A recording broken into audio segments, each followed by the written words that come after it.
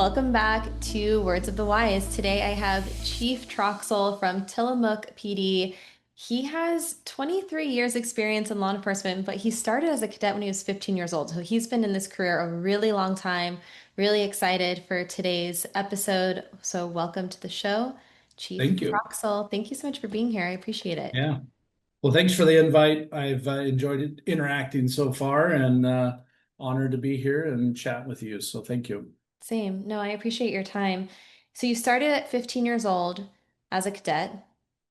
How did Yeah, how did you get into this line of work? Maybe give us some background. sure. So my grandpa and my great grandpa both were in law enforcement as well.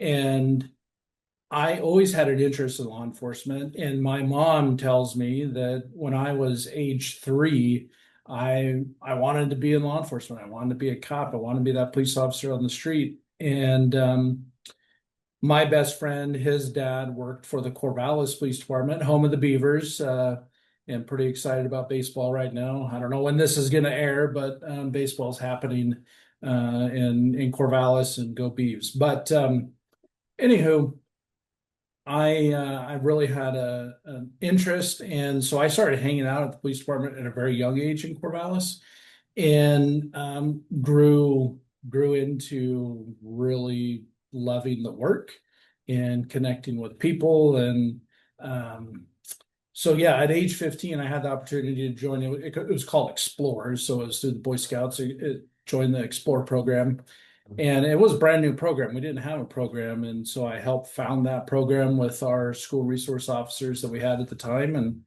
And so yeah, I was age fifth, well, 14 going on 15.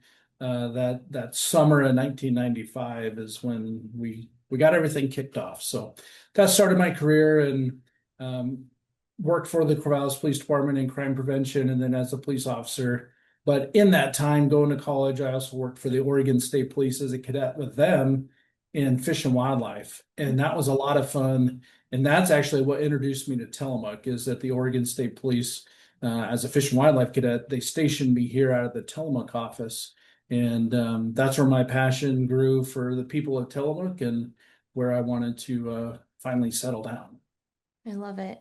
That is a long time to be in this profession, and I would imagine throughout that time there's cumulative stress that happens, things that you see, things that you experience throughout your career.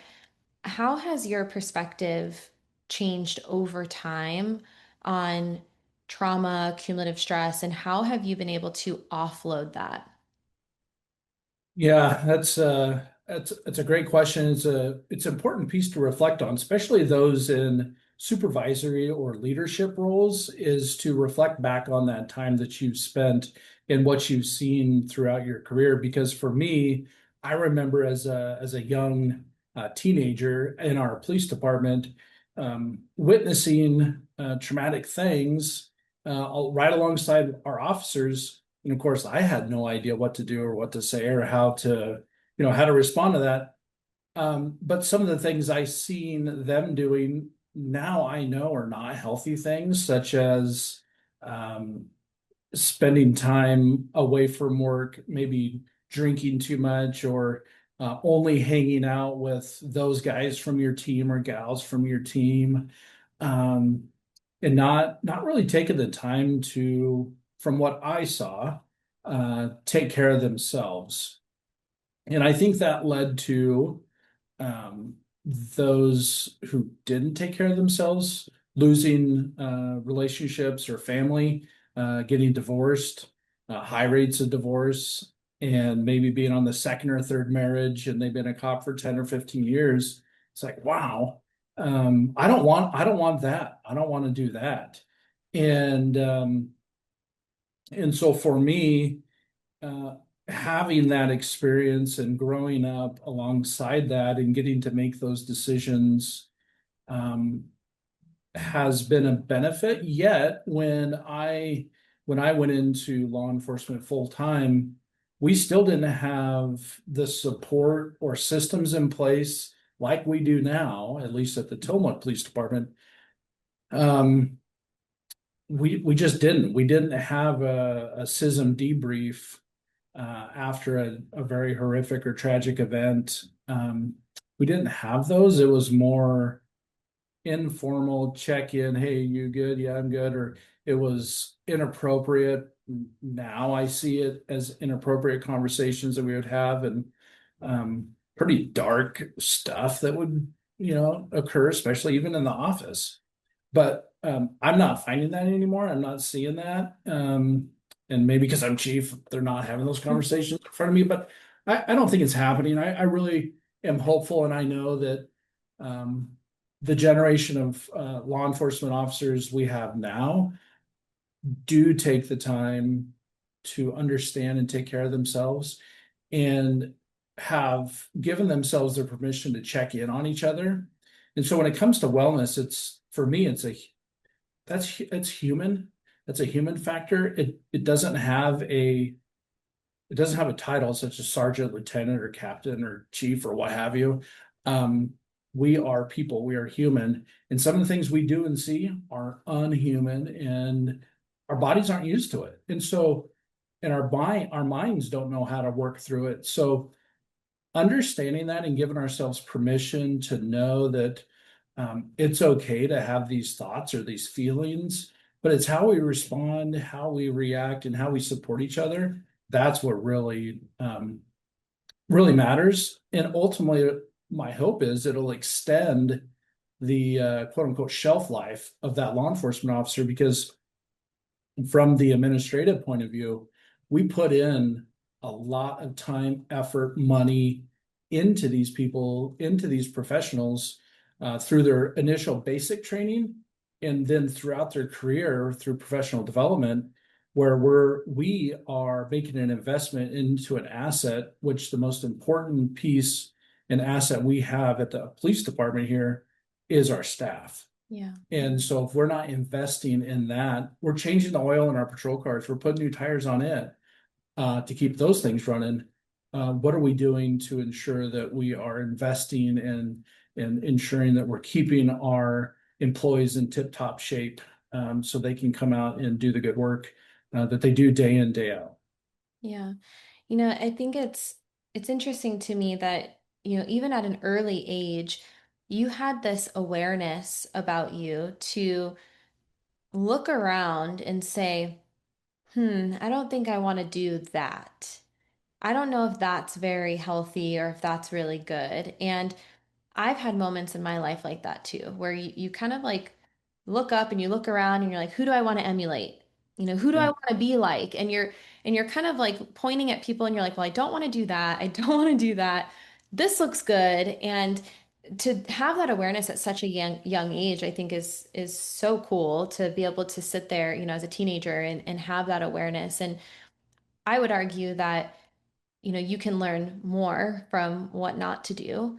Mhm. And I started this podcast for that reason, is to like, how can we share stories of individuals who have been in this career a really long time as a way to say, hey, this is what we did really well, and maybe this is what we did not so well, and how can you learn from that? How can people who are younger in this profession take a look around at people from all across the country and say, this is not so good and this is, and how can you do more of and emulate more of the positive qualities and try to avoid some of the more negative things. Yeah, I would agree 100% on that, in the fact that when I have worked with, I've seen, I'm not that guy who lives and breathes and, has the stickers on their vehicles, or am wearing, I don't know. I mean, there's cops out there that live and breathe it. It's their identity. That's never been me. And that's okay. I mean, it's okay for those folks to be that way, but also I'm an individual myself. This work does not define who I am, who Nick is. And I think that goes all the way back to my parents, and I give them a lot of credit, and they're truly my two heroes in life, because they, as parents, as individuals, as a couple, a married couple who are still happily married today, um, that foundational piece that I had as a child, and not experiencing the adverse childhood experiences, which unfortunately a lot, even our folks that we have in law enforcement today, most have some form of ACEs score, and I'm I'm pretty thankful for my foundation, my childhood, my growing up, and having those supports and that rock, that foundation in my life, to then carry over to support me through this work. And I firmly believe that if you don't have a solid foundation coming into the career, and you don't have your home life or your personal life or whatever's going on, if you don't have that solid, it's going to be really difficult for you to maneuver and work through this profession and to be successful in it. And that's where I fall back on. I encourage, and there's no like policy requirement on it, but I encourage our staff to take care of themselves and take care of their home and what they have going on there, so that when they come to work, they are good for our community and those we serve, but they're also good for the rest of our team. Yeah. That they are present, they are here, they are ready to go on the daily, and so that our buckets are full. Because if we come in with our buckets almost empty and we're trying to fill bucket as we're doing our work and more is drained from our bucket during that day, it's just not going to work. Yeah. Yeah, you can't. There was a saying I heard that said something along that lines, like you can't pour from an empty cup, like, Mhm. um, and I'm curious to know, like, is there anything about this job that you wish someone would have told you when you were younger? Something that you maybe learned along the way that you're like, man, I wish I would have known that when I was younger. Mm-hmm. One thing I can think of off the top of my head, there's quite a few, but one is to be present and in the moment. Mm. Um, because I think naturally we always are thinking of, oh, I can't wait till this happens, or I can't wait till I have the opportunity to do this assignment, to be a detective, to be a school resource officer, to be a range firearms instructor and a range master. Hey, to promote to lieutenant or promote to sergeant, promote to, do all these things. Did you take the time to truly be in that moment and suck all that in and enjoy it? I have to say that I feel as though I did, and I was able to take in all those things. Although I have to say, as a young officer, there was a lot of things, and I see it in some of our younger officers. Well, I want to do this, I want to do that, I want to go to this, I want to go to that training, I want this, I want. Hey, it's great, but also maybe just start mapping out like, hey, in 5 years I want to do this, in the next five I want to do this. Um, and for me, reflecting back on that time and looking forward, I've only got like 5 more years left and I'm eligible to retire. And where's the time gone? It's like I blinked and here I am. Yep. And there's no regrets. I wouldn't change anything through my career. I've been super blessed in that aspect. But then again, it's like, wow, this has really gone by quick. So taking the time to slow or to really enjoy those moments, because they may not come back. You may not have that opportunity again. And also taking the time to seize those opportunities. And we've launched a new kindness 911 campaign where we issue kindness citations, and it's very intentional. And I'm hoping through that issuance of the kindness 911 citations that our officers will take that time to pause and thank someone for what they're doing and issue that kindness citation. Um, so anywho, that would be one thing that I definitely could think of off the top of my head. But because at the end, like, um, you've got your family. Hopefully, you have your family there Yeah. at the end of this lovely career. And so enjoy it while you got it, and take your time off. Oh my gosh, don't max out all your leave banks and lose time. Take the time off. This work will be here.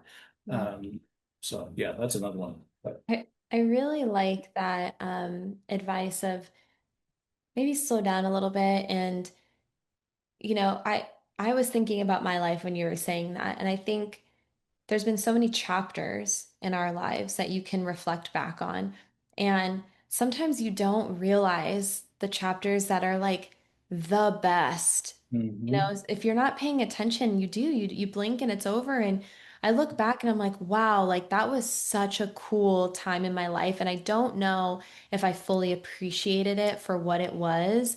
And I think it comes with age and experience for sure, that now I'm trying to take those moments of gratitude of like, Yeah. wow, like, you know, as simple as like, this is my time where I don't have kids, you know, and like trying to like be fully present and aware in that, because that might change. And there might be another chapter of my life where there's screaming kids everywhere, you know, and that's going to be beautiful in its own way too. But I think if you can take a look at each moment in your life and each season in your life, and really try to be grateful for what it is, Yeah. because sometimes you don't know that this might be like one of the best times of your life. And you Hmm. just don't even realize it, especially if you're so busy thinking about what's next. And I think we do have that tendency, I know I do, of like always wanting to be better and grow and like, you know, where are we going next? What are we doing? Instead of taking those few breaths like in that moment and saying, wow, this is actually pretty cool right now.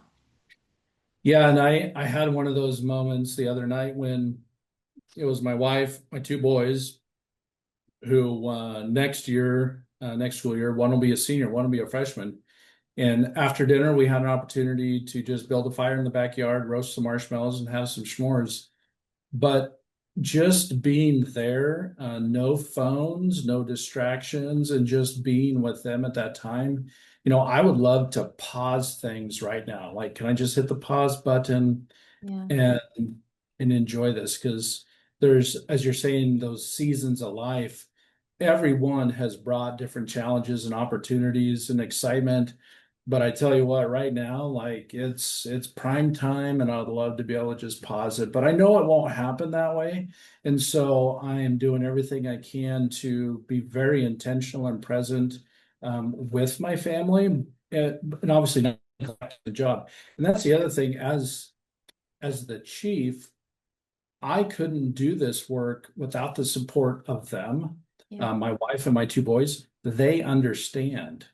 And that was a conversation we had before I even applied for the job was, are you guys on board? Will you support this? Because it is at times, still the home phone ringing. I have still a landline home phone because where we live, our cell phone service is not that great. So if it's ringing at 2 a.m. and waking the entire family up, it's probably dispatched with unfortunately some bad news. But they're on board and they support me in that. And I could not be successful. I couldn't be a successful chief without their support. So I give a lot of credit to my family and supporting me through this. In fact, when I've had other people talk to me about, hey, I want to be chief someday, or I have this opportunity to be the chief here, or do this, does your family support it? Have you talked to them about it and what the commitment looks like? That's important. Well, I know when we talked offline, you really emphasized that. You said, if I can't take care of my home family, I can't take care of my work family. Yep.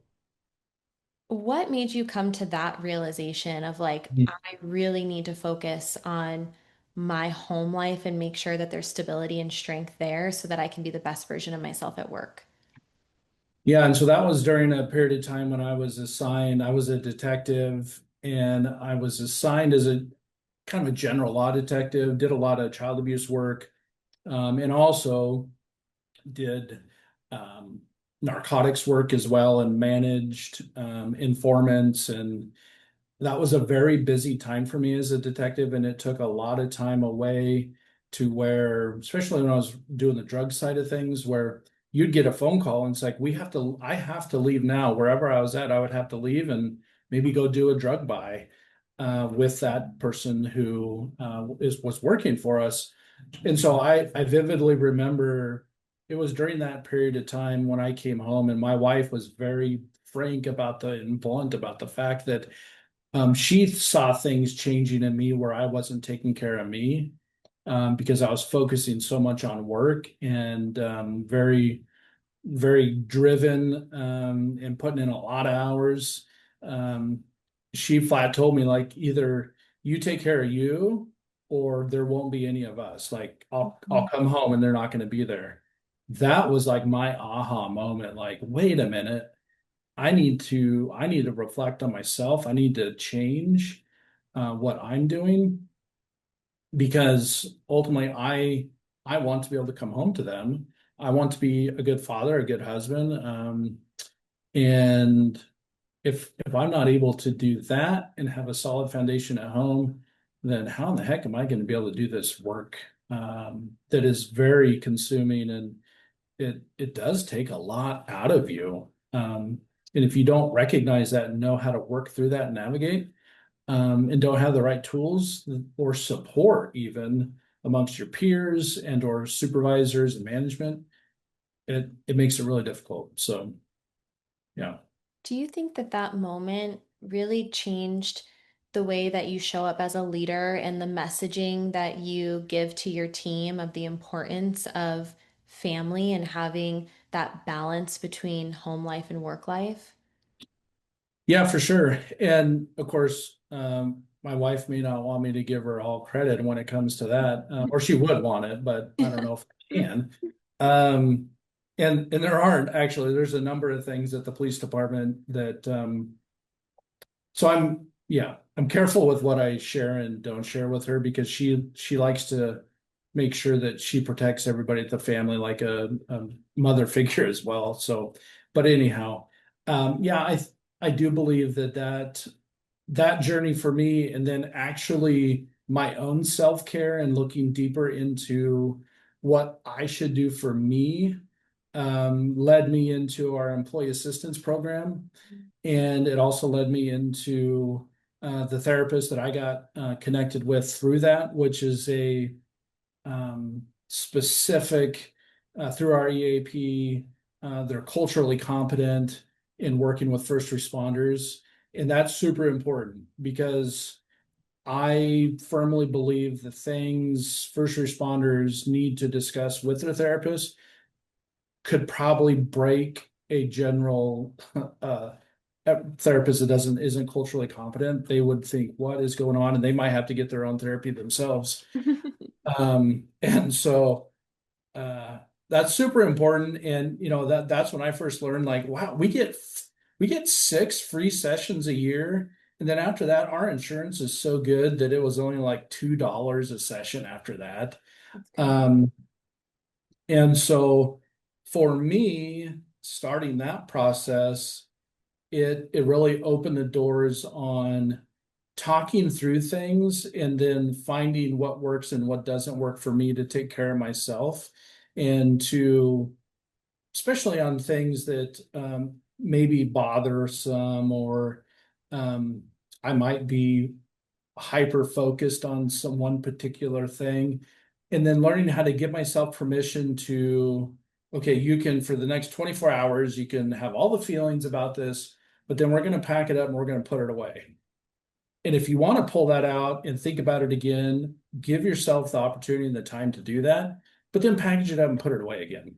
Mhm. Uh, for me, that's worked because there's certain things that I find that will trigger traumatic events for me that I've been through. And so I will then recognize that, be able to give myself permission to quickly work through it, understand it, know that I'm okay, and put stuff away.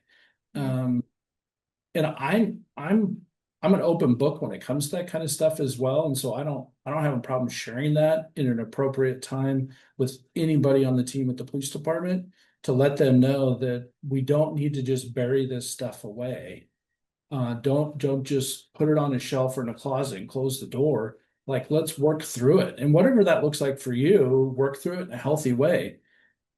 Don't use, don't use or abuse alcohol, for example. I mean, I think that's the biggest one that I've seen in this career is people go home and they just think they can drink their problems away. And that's not doing anything other than masking the actual symptoms. Right. Uh, but No, I I think I went off on a tangent there. No, you didn't. I appreciate you talking about the difference between healthy and unhealthy coping mechanisms and, being able to gain the tools to be able to offload things in a healthy way. And, obviously for you, going and talking to someone has helped you to do that. And as a leader, now you're able to talk about the Mhm. benefits of those things that you've experienced so that people within your organization know that it's not only an option, but it's supported. And now they have the trust and the safety to be able to go in and seek those resources themselves. I think that we all, I don't think it necessarily has to be leadership, but I think especially in leadership, but we all have the ability to set examples. And I don't think that we realize that people are looking at us and looking at our behaviors to try to figure out how to model themselves, and if you have someone who's drinking heavily all the time and not really dealing with these things in a positive way, then people are going to follow in that direction, or they're going to feel like they don't have the safety or the trust to be able to seek out other resources if and when they need it because they're not seeing that being displayed as an option. And so when you have other people who are setting that positive example of like, hey, like, don't do that. Don't drown away in a bottle every night. Don't Yeah. mask it. Here's some ways that you can offload it so you can find more freedom from that because ultimately they're both they're both creating the same thing that you're looking for, right? Like no one wants to be in pain or suffering, right?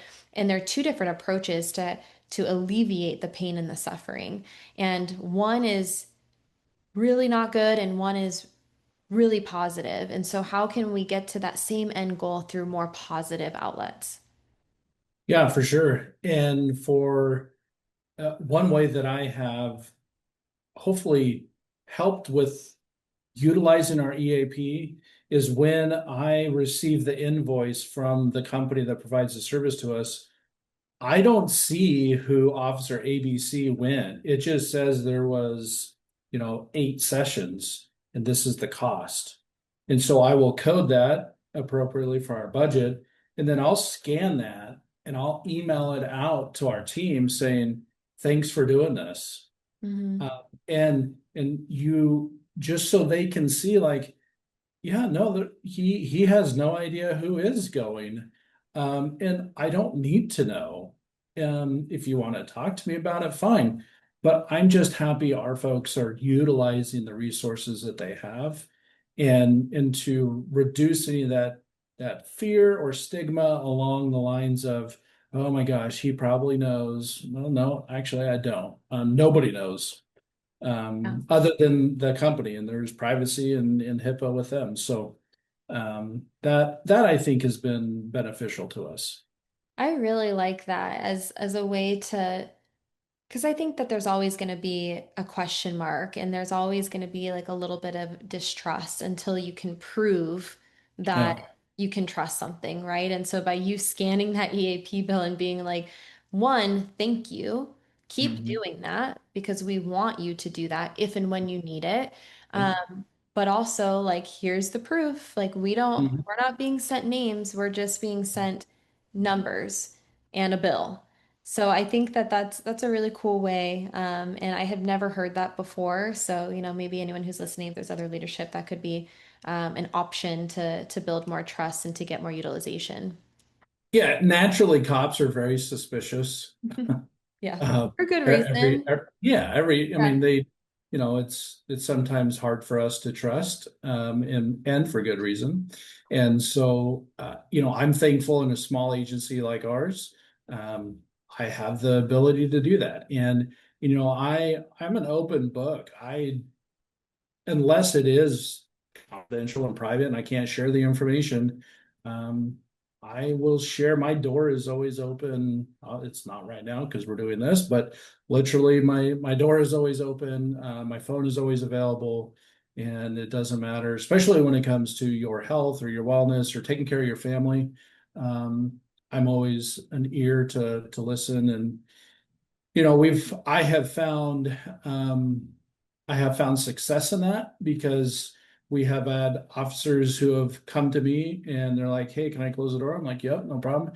And they sit down and they're saying, hey, I got X, Y, and Z going on. I don't know what to do. And it's like, well, let's talk about it. And what do you think you could do or can do? Um, and so for me, it has worked. And I'm hopeful that our officers here at the police department do feel comfortable enough still, and I think they do, to be able to come in and share that tough stuff with me so that we can work through it. And I truly care and want them to be successful and to be happy. And we have laughter in the office, and there's a warm energy and vibe that is in this office that I absolutely love, and that um, we actually received comment from either other law enforcement agencies, or we had an audit done of our IT system for all our computers and such. And the two of the auditors came in, and the one lady was like, "Boy, this is just such a nice, warm environment in here." I said, well, thank you. I appreciate that. I think we really try to create that as a safe space for our folks, because once we hit the streets, even in small little Tillamook, there's just a lot of stuff going on. Yeah. Well, what a huge compliment, to the culture that you've built. Yeah. So I think that that's a testament to the hard work. It's hard to build culture in a place that, people want to be. And I know that every leader I talk to, that's what they're striving for, is to have an environment where people feel safe, they want to show up, they want to be at work, being able to control the environment within the organization, because like you said, you can't control the environment outside. And so having work be a place, I wouldn't say that doesn't have stress, but trying to reduce the stress inside because you can't control the stress outside. Yeah, and what I always let people know is that while we have stress and we have things coming at us, a lot of times we don't choose what's coming at us, and the stuff that's coming in, especially our 911 calls or what have you. But what we do have the ability to do is to just stop for a second and decide how we're going to respond. Mm, How are you going to act? What are you going to do? What are you going to say? Because you can, a lot of, especially for our words, our actions, we can't take those back. But if you think ahead of time and just take that real quick pause and think about what you're going to say or how you're going to respond and what you're going to do, we do have control over that. And I think that's really cool. And it's something we need to embrace, um, so that we don't end up on a YouTube video with everybody saying, man, what'd that cop do that for? None of us want that. Um, and so I always think that we do have that ability to have that control to the stress or the chaos and what we have going on. And I always look at things as an opportunity as well. Um, or especially, it's like, oh man, I don't know. I mean, people get negative really easy in this line of work, and you can always most every time you can generally spin this into a learning opportunity or an opportunity to grow, and look at it that way versus looking at it as a negative, because we're always dealing with so much negative. So how can we turn this into a positive? I really like that you said that. And this was kind of a piece of advice that I had gotten a while back. And you've heard the saying, like, control the controllable, right? And Mhm. there's lots of things that we can't control. But I like that you said, but what you can control are your actions and your reactions to things. Is that easy to do? No, it's a trained response, right? Like, you have to practice those things. You have to train yourself to be able to take that tactical pause, or, be able to respond quickly in a positive way or an effective way. Like, that's all like trained behavior, but it is something that you can control. And I remember someone saying that to me one time, and it was actually not in the best of situations. I was like really hot-headed and I was like, blah, like, and whatever. And someone was like, listen, like, even though you feel out of control right now, that is something that you can control. You can control the way that you react and respond to this situation. You just didn't, right? Yeah. Like, and did it in the best way, right? And so I took that to heart because I remember being like kind of salty about that. I was like, because I was being hot-headed, right? And they like kind of said that to me, and I was like, I don't like that. But then I like took time to reflect. I'm like, you're right. Like, I have that power to be able to choose Mhm. how I decide to respond to something. So I really like that you said that, and I think that goes to resiliency. It goes to training. I wanted to highlight. I know that we're kind of button up on time here, and I want Yeah. to make sure that I highlight some of the things that you do organizationally to support. And I know we've talked to some of it. I know that you have EAP, an open door policy. You encourage home wellness. If there's anything else that you want to highlight that you guys are doing, and I really want you to talk about how you approach checking in with people as well Mm. as a part of wellness, because you had some really interesting insights that I thought were really good about like breaking through that wall of like, I'm fine, and like actually asking your people how they're doing. So anything that you can share, that you're doing organizationally, but also how you're checking in and communicating with people. Yeah, and so as an organization, we are making wellness just it's just a part. I mean, it's about our health.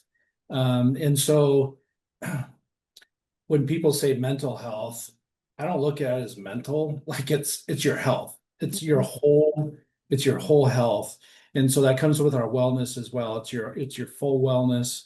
And so EAP, we do have another service that we utilize through an app that has all kinds of stuff on it. And there is a fee associated with it, but the fee doesn't bother me one bit because I know our folks are using it. And it has really good resources and stuff that go along with that. And so we're doing that. I'm encouraging our officers on their day off, our officers, the shifts they work, they either have 3 days off in a row or they have 4 days off in a row. I encourage them to take their time off, one. So don't work a bunch of overtime if you don't have to. Like, I understand you want to pick up a shift here and there, maybe work some overtime for this or that or the other thing, but take your time off, but also on your time off, take time for you and Mm, don't feel bad about it. Um, because I know that for me, at one point, I was feeling somewhat bad, or I wasn't giving myself the full permission to just take time for me. Which now on my Fridays, I work Monday. I'm thankful after all these years, I work on Monday through Thursday, 7 a.m. to 5 p.m. But on my Fridays, Fridays are my day to do what I want to do and take care of me. And if that is, I schedule a massage, or I am getting my hair cut, or I'm going for a walk, or I'm just working around the house in my shop, um, or flat doing nothing, maybe reading a book or listening to an audio or a podcast, like taking that time just to unplug is super important. Don't check work email. In fact, that's one of the things I've told our folks because there is zero expectation that anybody in our office check any work stuff. Turn your work phone off. mm, You don't need to be connected. And sometimes officers, they might be checking email because there might be a court case coming up or what have you. I get it, but please take that time to unplug, set that down, leave it in your patrol car. We have take-home cars. Very thankful for that. But leave that stuff there. When you walk in your home, turn it off. And so take that time. And I I am, it's like a hard no. Anybody knows, even on my day off, it's like don't try to schedule any meetings with me and don't do any chief work on a Friday. If it's an emergency, fine. If it's something pre-planned, great. I'm going to take another day off in the week. But, that is something that I do, and I hope that others see that. I'm also taking a week in July, and I'm going to my own, it's a chief sheriff only wellness retreat.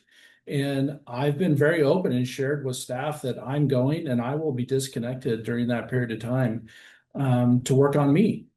And so I'm hoping through doing those things that that'll continue to maintain and show the expectation on taking care of each other and ourselves to ultimately we're better off on the street.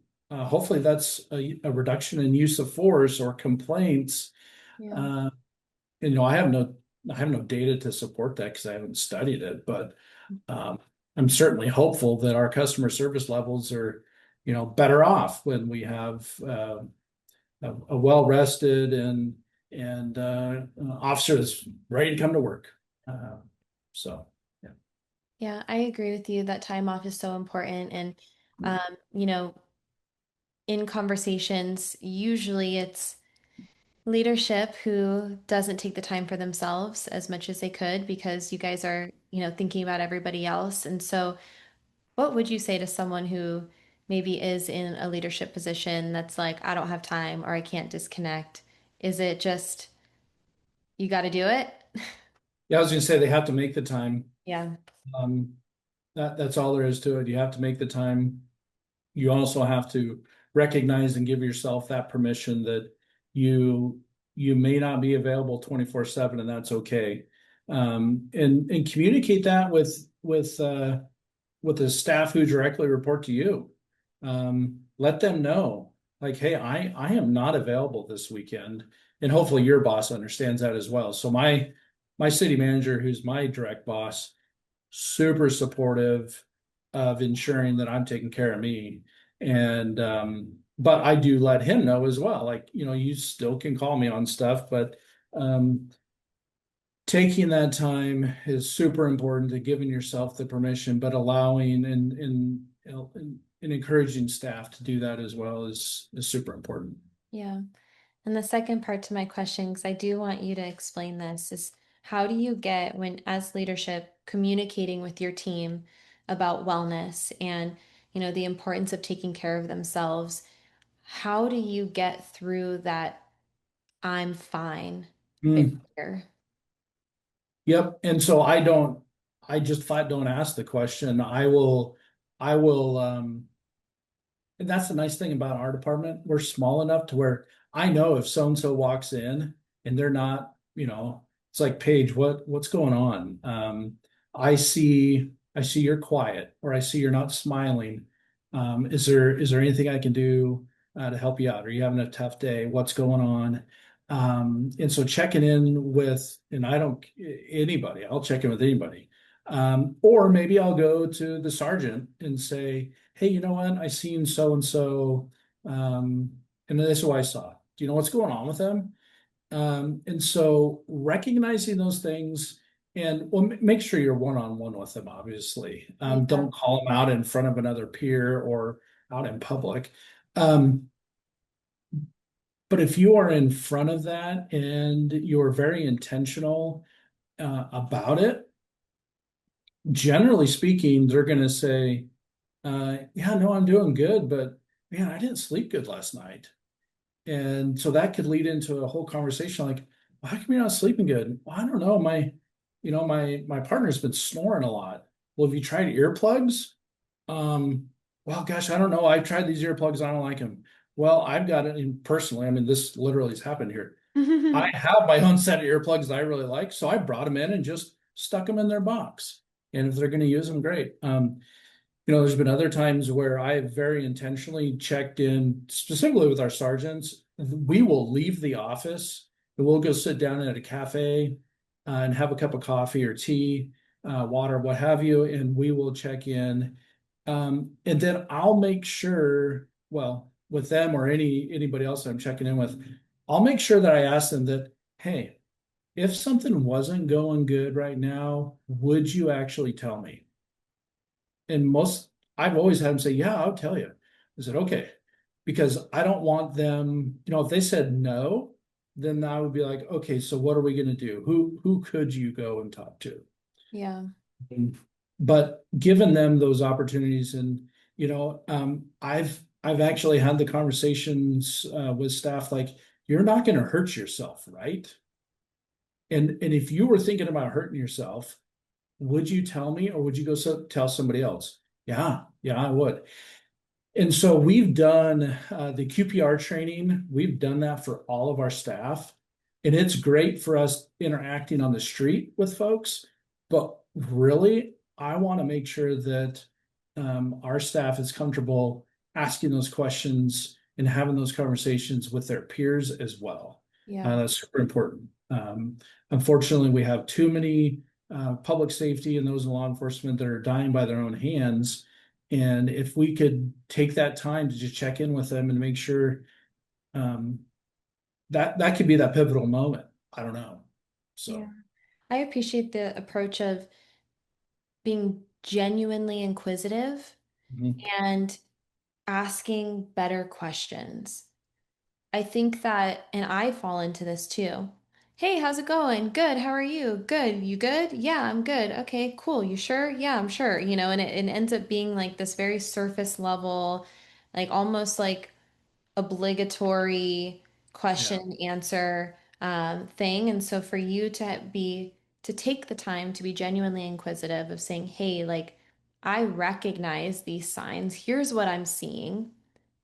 What can I do to help you? Are you okay? If you aren't okay, would you be comfortable saying so? I think Mhm. and that doesn't take a ton of time.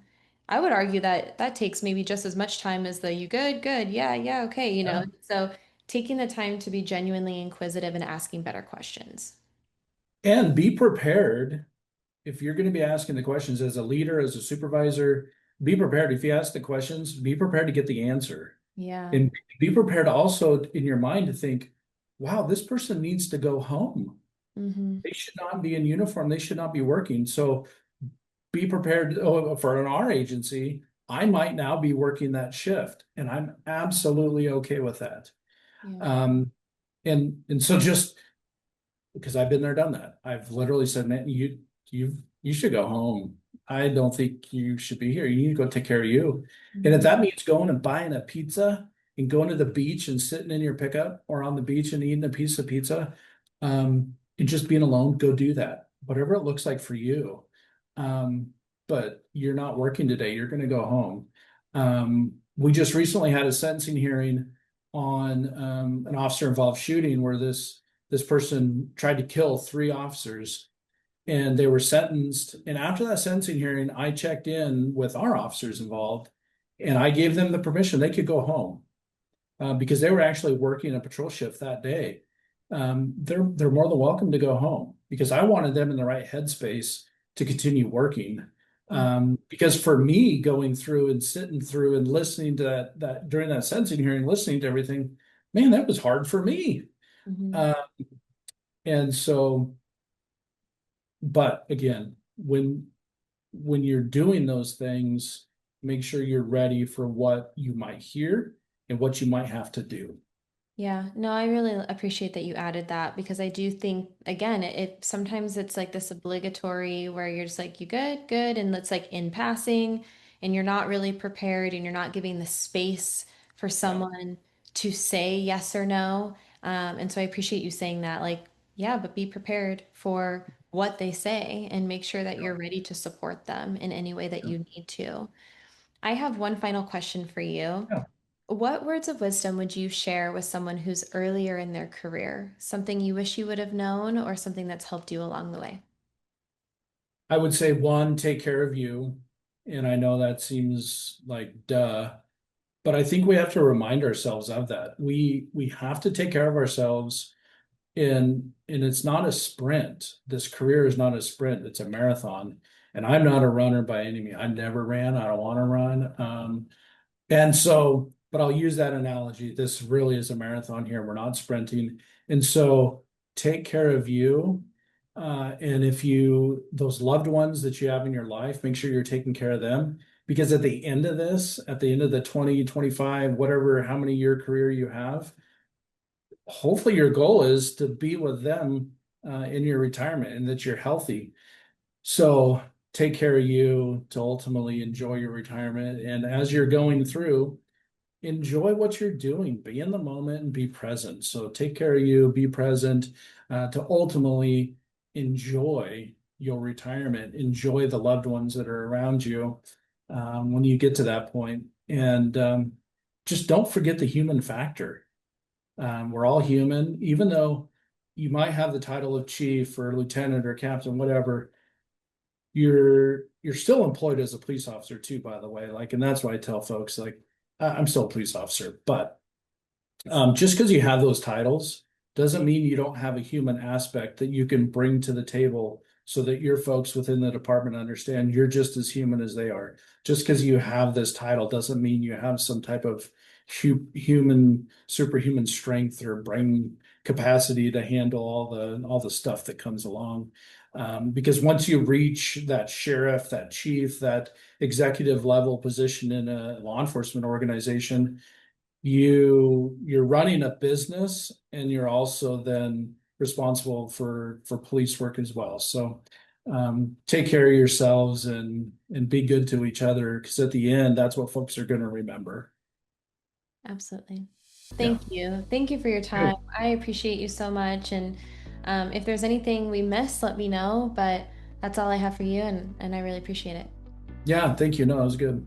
Appreciate it. Awesome. Of Thank course. you. Thank you.